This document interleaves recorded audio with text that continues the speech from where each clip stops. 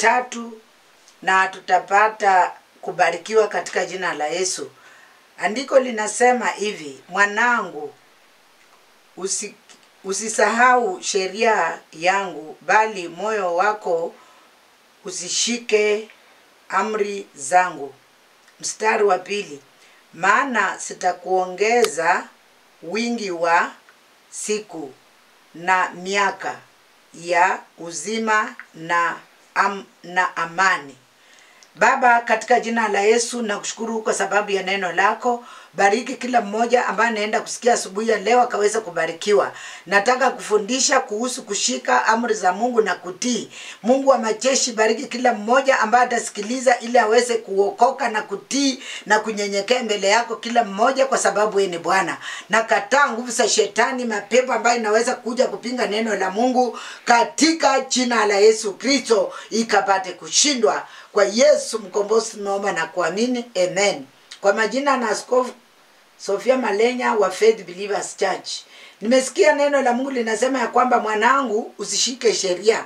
Nataka ujue ya kwamba Mungu anasema yeye ni baba yako, anataka ushike sheria zake. Na hata unaposhika sheria zake utakuwa mtoto wake, na ukiwa mtoto wake utabarikiwa sana, kwa sababu amesema ukishika njia zake atakuongeza wingi wa miaka, na moyo wako ukishika sheria atakupatia amani. Unaona, kitu cha maana kwa maisha ya mtu yoyote ni kukaa na amani. Sasa hii mstari ambayo ya kwanza inatuambia kwamba tushike sheria. Shika sheria ili moyo wako usipatilike. Moyo wako usipatilike ukaanza kufata njia ambayo si njia za kufaidi maisha yako. Unajua kuna njia zingine mtu anaweza fata ambayo baadaye sitamletea madhara, sinamletea aibu, sinamletea hata anataka kujificha, anataka kutoroka. Wakati unatenda mambo maovu, unajua kwamba ule mtu ambao umetendea ukimuona aibu inakushika, hata unaweza kimbia. Ndio sababu Mungu anasema katika kitabu cha Mithali, kama sisi ni watoto wa Mungu ama wewe, shika sheria ya Mungu, na wakati utashika utakaa vizuri. Anasema atakuongeza miaka yako, hautakufa kwa haraka, kwa sababu Mungu atakuwa anataka uendelee kuishi kwa mazuri ambayo utakuwa unatenda, ukaendelee katika kufanya kwa ulimwengu. Anasema kwamba shika sheria. Halafu unaporudi hapo mstari wa 2 inatuhimiza vizuri sana. Inasema ya kwamba atakuongeza miaka yako. Bwana Yesu asifiwe.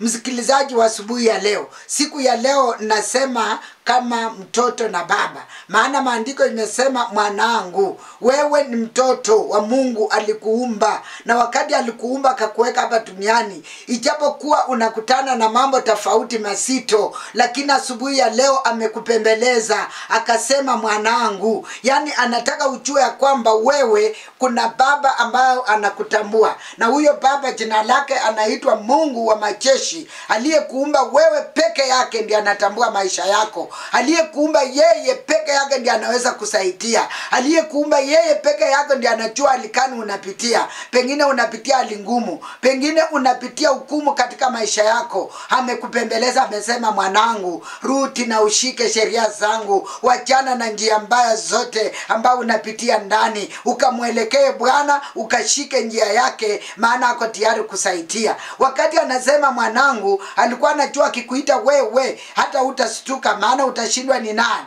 Ndio akakuita mwanangu. Kama wewe ni Joseph, kama wewe ni Catherine, kama wewe ni nani, anakuita mwanangu. Rudi leo upatilike, uache zile njia mbaya. Njia mbaya ni nyingi. Hata kuchukia tu mwenzako, hiyo ni njia mbaya. Hata kuona mtu akipita unamwangalia macho mbaya, hiyo ni njia mbaya. Hata kwenda kufunga mtu asifaulu katika maisha yake, hiyo ni njia mbaya. Hata kusengenya, unakaa katika vikundi ya maongezi mabaya, hiyo ni njia mbaya. Sasa anakuita, anasema shika amri zake. Ukishika amri zake na uendelee kutii na kunyenyekea, atakuongeza siku za kuishi, na hizo siku hatakupatia siku za uchungu, hatakupatia siku za amani. Unajua kuna wengine unaposoma katika kitabu cha Isaya ambaye nitasoma siku nyingine, unaishi miaka mingi lakini ya mateso, kwa sababu mambo ambao ulifanya ni mambo ya ajabu. Pengine ulikuwa muuaji, ukaua watu wengi ambao utaambiwa kuwa na hatia.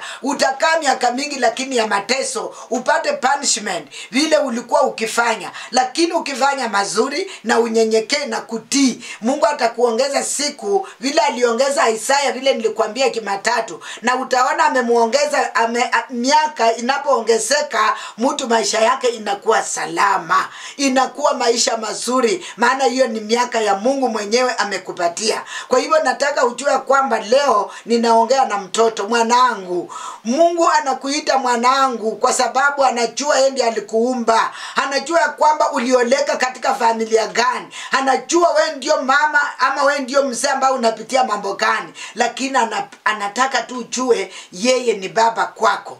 Mungu anataka ujue hata marafiki hawatakusaidia. Mungu anataka ujue hata wewe kama hujaoleka ama una mume ama ndoa yako iliharibika. Mungu anataka ujue hata huyo mwanaume si Mungu wako. Huyo mke si Mungu wako. Mungu ndio baba. Mungu ndio baba ambaye anajua kila mmoja wetu. Mungu ndio baba ambaye atakutembelea. Mungu ndio baba ambaye atakuponya hiyo magonjwa. Mungu ndio baba ambaye atakuinua katika hali mbaya. Mungu ndiye atakuinua katika ile unyonge ambao umekaa ndani ili akuweke katika kiwango kingine. Ninataka ujue kwamba leo shika maozia, shika neno la Mungu, usije ukawaja na ukakeuka katika njia mbaya. Kwa sababu hii kitabu kinatuambia tu vizuri, wakati utashika neno la Mungu atakuongeza miaka na atakupatia amani. Unajua hiyo kitu ambayo inaitwa amani. Amani mwenyewe unaweza kujipatia mpendwa. Usiwe mtu unakaa unawaza, unajiona kama wewe, mbona unapitia haya, mbona hii imetokea. Hapana. Wakati unaona neno lolote linatokea lisilo faa, neno la kukusutua, neno la kumaliza maisha yako, omba. Wakati unapika makoti na kuomba, wachana nayo. Ukiona fikira ambazo zinakuja, anza kuimba kawimbo ambao unapenda.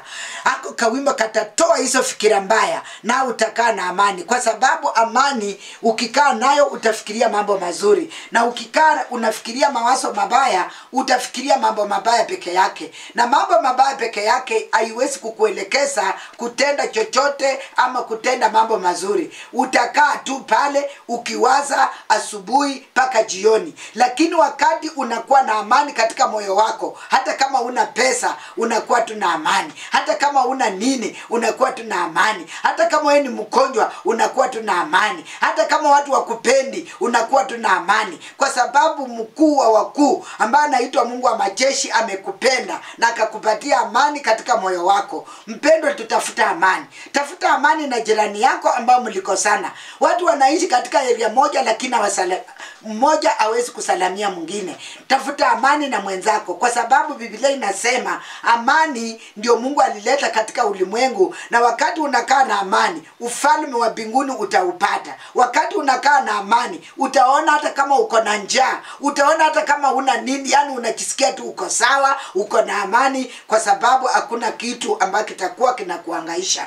Yes, Mungu alipokuwa kinena na katika maandiko hii, na anasema ya kwamba ataongezea amani kwa sababu umeshika amri. Alikuwa anaambia mimi na wewe tushike amri ya Mungu, tuache uchawi, tuache mambo mengi ya dunia. Hii mambo ya dunia haina msingi, hata haina mwelekeo. Lakini ukishika neno la Mungu, lina msingi na lina mwelekeo. Kitu ya kwanza litakupatia amani. Jambo la pili litakuongeza miaka. Jambo la tatu, moyo wako utakaa na furaha kila wakati. Unaona, hii mambo yote inatokana tu na mtu ambaye ametii na amenyenyekea. Watu wengi wamekosa kusonga kwa sababu ya tamaa. Unakuwa na tamaa na kitu ya jirani, unakuwa na tamaa na kitu ya mwenzako. Hata kama mnakaa kwa ofisi moja, unatamani hiyo cheo fulani atoke wewe ukae. Mungu aliweka huyo ndugu yako ama dada yako kwa hiyo cheo. Alikuwa anakujua na alikuwa anakuona. Na wewe akakuja akakuweka nyuma yake, alikuwa anakuona. Mungu aliweka hiyo baraka kwa mikono ya fulani, alikuwa anakuona na akakuleta hapo umsaidie. Msaidie katika njia ambayo inafaa. Mtie moyo hata wewe. Waje kumfuruka, waje kujiona ya kwamba afadhali ningekuwa mimi ambaye ningekaa kwa hiyo kiti. Afadhali ningekuwa mimi ambaye niko na hiyo gari. Afadhali ningekuwa mimi ambaye naishi kwa hiyo nyumba. Hiyo mambo imefanya watu wengi wameharibu maisha yao kwa ajili ya kutamani na kufanya mambo ambayo hawajui. Biblia inatuambia katika kitabu cha Mathayo ya kwamba kuna watu ambayo walipishana. Mmoja akaona mtu amechenga nyumba mzuri na hata yeye akaanza msingi. Hiyo msingi wake ikapomoka, ikamea, ikamea hata vitu mmea ikamea ndani, kwa sababu miti zikamea kwa hiyo nyumba, kwa sababu aliona tu fulana amechenga na hata yeye akaanza kuchenga, na hakukuwa amejua huyu nduku alijipanga kwa miaka ngapi. Hakukuwa amejua huyu ambaye amechenga alifikiria muda gani, alikuwa na pesa kiasi gani ndiye akachenga hiyo nyumba. Usitamani kitu ya mwenzako. Ile uko nayo ridhika na Mungu atakubariki. Ile uko nayo inakufaa, ambia Mungu asante. Wale watoto wako ambao wachaenda university ni wasima, ambia Mungu asante. Wewe mpendwa ambao unapenda kutamani vitu ya watu, Biblia inasema kuwa mnyenyekevu, Mungu atakuongeza miaka ya kuishi na atakupatia amani. Unaweza pata amani kwa njia gani? Amani hata kama ni kitu ambaye si yako, utalinda vizuri. Amani utaipata aje? Utakuwa mtu wa kukaa kwa vikundi ukidharau wenzako na kuwaongelea vibaya. Unajua kati wewe ni mama, unaenda kusengenya mama, umekisengenya kwa sababu huyo mama ni sura yako. Wewe ni mama na unasengenya mama. Wewe mama ambao unapomoa nyumba ya mwenzako, unachukua bwana ya mtu, na wewe unajua tu ako na mke, anatesa mke wake kwa sababu yako. Wewe ni mama, ni kama unakitesa, baadaye pia wewe utapitia hiyo. Kwa hivyo ni vizuri kila mmoja wetu kujielewa. Kitu ambayo inafanya watu wengi wanateseka hawajielewi. Ukijielewa wewe ni nani na unatoka wapi, unaenda wapi, utanyenyekea na kutii vile Biblia inakupembeleza. Mwanangu, utakuwa mtoto wa Mungu, utaokopa Mungu peke yake. Hautaokopa mume wako ama watoto wako, hautaokopa mke wako, utaokopa Mungu peke yake, maana anakuona. Nasa ndio nakwambia kwamba kitu ambacho kinafanya watu wengi wamekosa kufaulu katika maisha yao ni kutamani kitu ambaye si yako. Hata maono hukusaliwa nayo. Pengine mtu alisaliwa na maono ya kwamba nitafungua shule, na akafungua shule hata kama ni kitoko, akakuandika kuwa mwalimu. Wewe unataka sasa hiyo shule ikuwe yako, wewe unataka pia wewe uende kuanzisha yako. Hiyo shule yako haitaendelea sababu hukukuwa na hiyo maono. Umechukua maono ya mtu. Maono ya mtu uweze kuilea. Mtu ako na maono yake. Maono yako ni yapi? Chukua ile maono yako uiombe na utulie. Wakati wa Mungu ukifika, maono yako itatimia. Usiende kuandikwa kwa shule na unasema pia wewe unataka kuanzisha. Haitawezekana, kwa sababu maono ya ule mtu ambaye alikuwa naye akaanzisha shule ni tofauti na maono yako ulikuja kutafuta kazi. Haitawezekana hata kidogo. Itakuchukua muda mrefu na itakusumbua. Ndio sababu nakwambia afadhali kila mtu ajielewe. Ukijielewa utaheshimu Mungu, utajiheshimu, utanyenyekea, utatii, na ile kidogo uko nayo itakuchenga, itakusaidia. Unaweza kuona hata mtu ako kakanyumba kanyasi, lakini ako na furaha, amekaa vizuri, anashukuru Mungu, kwa sababu kuna mwingine hana kama hiyo. Lakini mwingine anataka kutamani, anaona uchungu fulani akifanikiwa, akiona fulani akisonga na finya njia zake, anaenda anafinya katika njia zisizofaa. Mpendwa, unapotea na unamaliza wakati. Ni vizuri kujielewa na kujitambua wewe ni nani, na maono yako uliposaliwa ulikuwa unawaza utakuwa nani. Wakati unasema kutoka utoto ulikuwa unasema utakuwa nani, na unawacha hiyo maono, unaanza kufuata ya mtu, au utafaulu. Ya mtu utamsupport na heshima, ya mtu utaisupport ukiomba, ili Mungu ile yako naye aweze kutimiza. Ninataka nikwambia kwamba alipokuwa anasema shika sheria zangu, aliona watu wameanza kupotoka. Kila mtu na njia yake, kila mtu na matendo yake, kila mtu anaenda huku mwingine huku, mpaka Mungu akaona hapana, wacha niite huyu na nimwambie shika sheria zangu, uendelee na hizi sheria zangu, sitakuweka uwe na maisha mazuri. Nataka nikwambie wewe, kwa boma yenu pengine mlisaliwa kama ni Wakristo, ukaanza kukunywa pombe, hapo umefunja sheria. Hautaenda vizuri, maisha yako haitakuwa salama, maisha yako haitakuwa sawa, hata utakuwa tu tofauti, kwa sababu wewe mambo yenye unafanya watu hawafanyi kwa hiyo boma. Sasa ni vizuri kila mtu kujielewa na kujitambua, na ujue kwamba Mungu anasema wewe ni mtoto wake, mimi ni mtoto wake. Kwa hivyo wewe unawaza nini? Wewe ulipozaliwa maono yako ilikuwa ni yapi? Na maono yako unaitambua na unaiombea, ama wewe ni vita tu?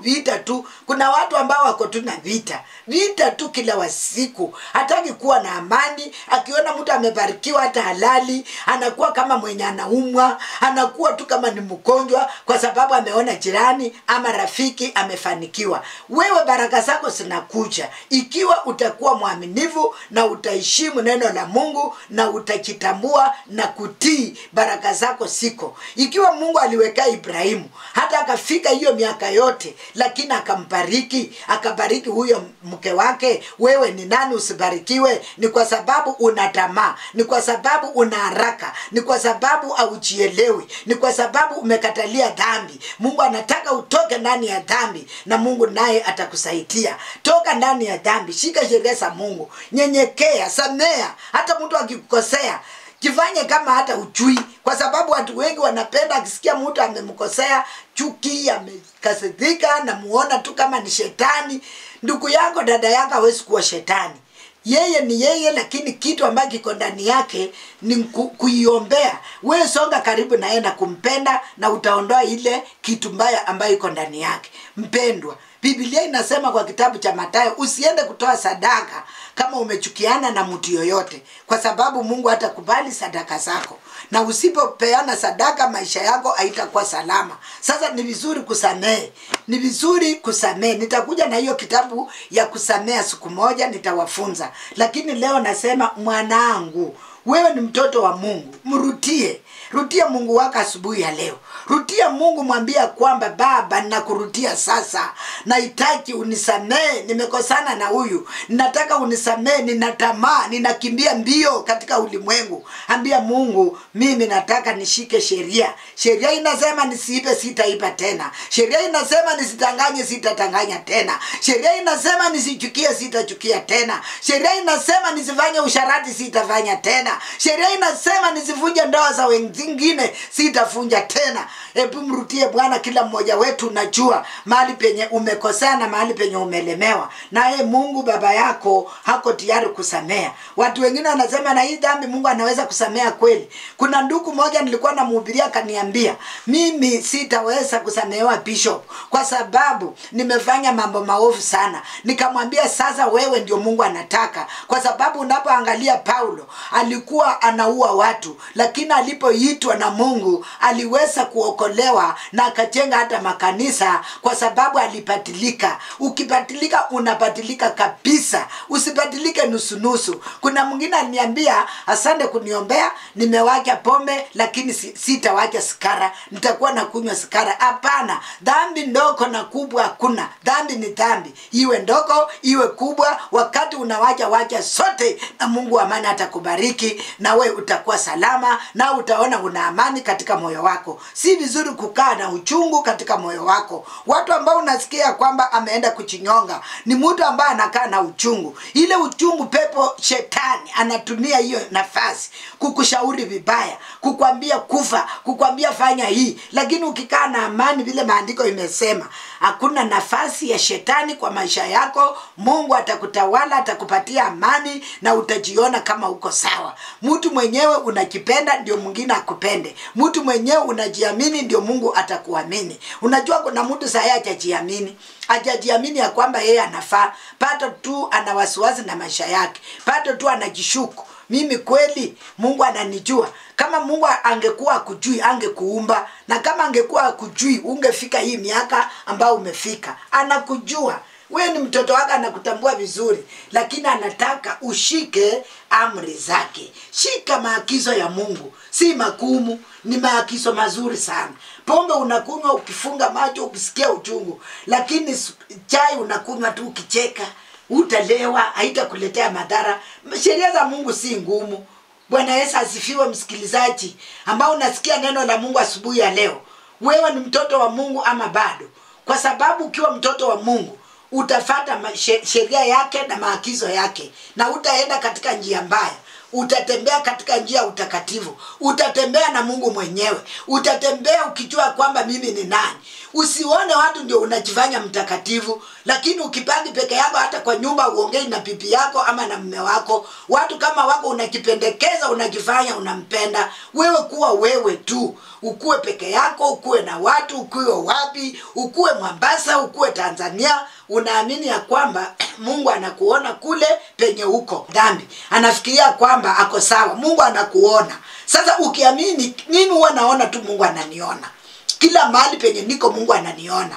Na nikipata watu wawili watatu ambao wanajua Mungu anawaona. Hata ukiwa kwa shimo, hata ukificha kwa kiza, unasima taa zote ufanye vituko, Mungu anakuona. Macho yake ni kali, inaona paka baharini. Na vitu zote aliyeumba akaweka kula anazijua. Sasa wewe utajificha wapi mpendwa? Utakimbilia wapi usipobadilika? Utakimbilia wapi usipompokea Yesu? Utakimbilia wapi usiposhika sheria za Mungu ambaye ni baba yako? Leo badilika.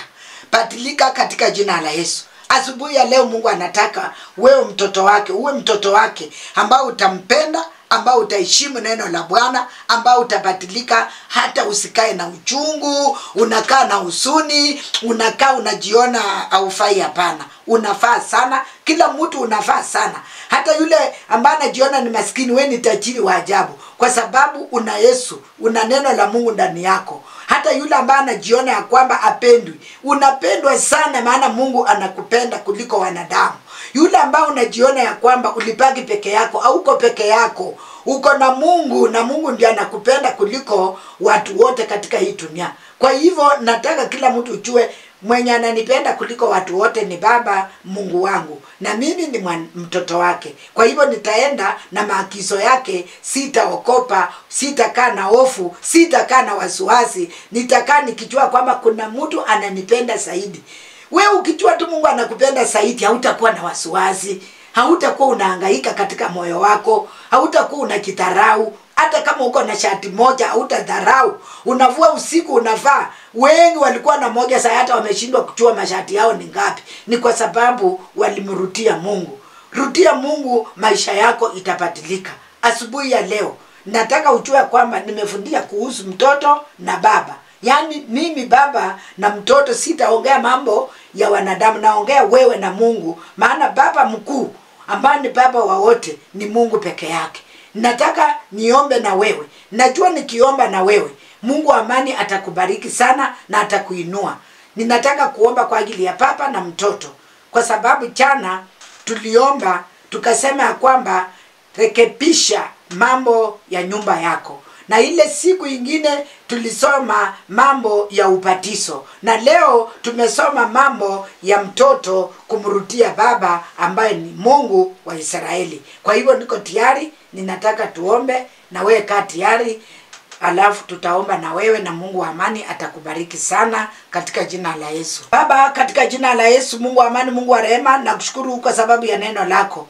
Niko na imani ya kwamba kuna watu wako wamesikia hilo neno, unaenda kuwabariki, unaenda kuwainua. Mungu wa amani, unapobatilisha huyu mpendwa ambaye alikuwa anajiona ya kwamba hana baba, hata pengine mama yake na baba yake walikufa, anapoona jambo kitoka anashtuka, anaanza kujiona hana mtu wa kuambia. Siku ya leo atajua kwamba wewe ndio baba ambaye ataambia, na wewe utamuelekeza hata kuliko wale wazazi. Maana wewe ndio baba wa baba yake na wewe ndio baba yake. Mungu wetu, ninakuomba kwa neema yako, wale ambao wanataka kushika maagizo yako, waelekeze katika neno lako, katika kanisa ambayo itawafunza kushika sheria zako na mwelekeo wako, ili waweze kukupenda wewe na kutumikia wewe. Asante Mungu wa majeshi kwa sababu unaenda kutenda. Jina lako litukuzwe na liinuliwe, maana hakuna kama wewe. Wakati Mungu wa majeshi utabariki mpendwa ambaye amesikia hili neno na akili na kinywa chake ya kwamba alichukia ndugu zake na anaenda kusamea wote ambao wamewachukia wakuwe kitu kimoja, nitasema na asante. Ninaomba neema yako, yule ambaye alikuwa amekidharau kuanzia saa hii amesikia neno na amejiona ya kwamba ako sawa, nitasema na asante. Mungu wa majeshi, tembelea kila mmoja katika maisha yake, tenda mema, maana wewe ni Mungu ambaye unaweza. Fanya kila mtu akuwe na uoka ya kujua kwamba anapokosa anakosea Mungu, akosei ndugu yake, akosei dada yake, akosei mume wake wala mke wake, anakukosea wewe Mungu. Watu wakipatilika na watende hivyo, nitasema na asante. Kitabu cha Mithali 3 ambayo nimesoma siku ya leo isije ikatoka katika akili zao. Kila mmoja anapotaka kuwaja neno la Mungu atasoma hii kitabu na itamjenga na kumrudisha kwa msingi, na wakati atarudi kwa msingi jina lako litatukuzwa. Mungu wa majeshi, Mungu wa Isaka, ninaombea kila Mkristo, ninaombea kila ndugu ambaye hajaokoka ama dada, kuza mioyo yao wakaweze kutambua wewe ni Mungu. Ninaomba neema yako takatifu Jehova kwa ajili ya station hii. Bariki Pendo FM Radio pamoja na Pendo TV kaweze kuendelea. Kila vifungo vyote vya shetani visirani Yesu upate kuondoa. Ninaombea mashabiki, watu wanachinyima, wanapika simu kwa ajili ya kusalamia wengine. Hiyo ni upendo wa ajabu ambao wanaonyesha wanapopika simu mjana wa leo. Kila shabiki wa Pendo ninamuombea Mungu wa majeshi, kila wahubiri ambao wanahubiri kwa hii Pendo, wanahubiri kwa TV, wanahubiri hata kwa radio, wengine wanajiandaa. Ninaomba baraka juu ya maisha yao. Ninaomba mashabiki baraka juu ya maisha yao. Wale ni wagonjwa wakapate uponyaji. Wale wamefungwa wafungue asubuhi ya leo. Wale wanapitia mateso waondolee mateso. Wale wanasafiri Baba wasafiri salama. Wale wanafanya bodaboda watembee salama. Wale wanafanya shughuli tofauti Baba watendee mema na uwalinde. Wapatie pesa hata ya kupika simu maana wewe ni Bwana. Wapatie bidii ya kufanya kazi maana unasema katika maandiko hakuna mtu atakula bila kufanya kazi. Mungu wa majeshi, wapatie kazi ya kufanya, wapate riziki ya mikono yao. Kila mmoja unapopata kitu kwa mikono yako ambayo ni jasho yako unafurahia, wafungue Jehova na uwabariki. Ninaombea majirani ambao wanakaa Shianda, ambao wanakaa karibu na station, wote kila mmoja inua hata biashara yao, inua maisha yao maana wewe ni Bwana. Ninaombea watangazaji wote wa Pendo FM Radio na TV, wabariki, mapepo ya udhaifu wa kila aina Baba waondolee. Asante Mungu wa majeshi kwa sababu ya nchi ya Kenya. Tunaombea viongozi wote, tunaomba Mungu wa majeshi ukaweze kuwainua. Ninakushukuru kwa sababu unaweza. Asante Mungu wa majeshi kwa ajili ya siku ya leo. Utabariki hata watoto wangu na mji wangu. Baba simama imara maana unaweza. Vifungo ya kila aina nakataa katika jina la Yesu Kristo. Asante Mungu wa majeshi. Asante Jehova Jire. Wengine wako kwa hospitali hata wajiwezi. Ninakutuma Baba uwaponye. Ninakutuma Jehova uwainue. Asante kwa sababu utatenda na maana unaweza. Na unasema ombeni lolote mtakalo nanyi mtatendewa. Kwa hivyo naamini yote ambayo nimeomba utatenda. Ni kwa Yesu mkombozi nimeomba na kuamini. Amen, amen. Mungu akubariki sana. Uendelee kushika mausia ya Mungu na sheria zake, na utaongezwa miaka na utakuwa na amani katika moyo wako. Amen. Nimekwambia kwa majina naitwa Bishop Sofia Malenya. Ukitaka ushauri wowote kuna namba huwa unasomewa kila siku. Utapika nami nitakushauri kesho nikirudi katika mafundisho. Kama wewe ni mama mchane na uko mahali ungependa kufanyiwa interview, hiyo ni kazi ambayo nafanya. Pika simu kwa hiyo simu ambayo ni ya stesheni na useme mahali uliko. Ukikosa kufika sisi tutafika, na kama unaweza kufika utafika, ili ukuje hapa uambie watu wajane vile wanaweza kukaa. Na tena niko na kipindi ambayo ninakuja nayo, kipindi cha ndoa. Hiyo kipindi itakuja na tutaendelea kufundishana. Endelea kujipanga na kuandaa moyo wako. Maombezi ulitangaziwa usiku na Edwin ya kwamba tutaanza. Kwa hivyo wewe jiandae, kuna mambo mengi mazuri inakuja. Wewe endelea kuombea Pendo na mimi nitakuombea. Mungu wa amani akubariki. Uwe na siku njema, siku ya amani, siku ya baraka. Amen, amen. Barikiwa sana katika jina la Yesu.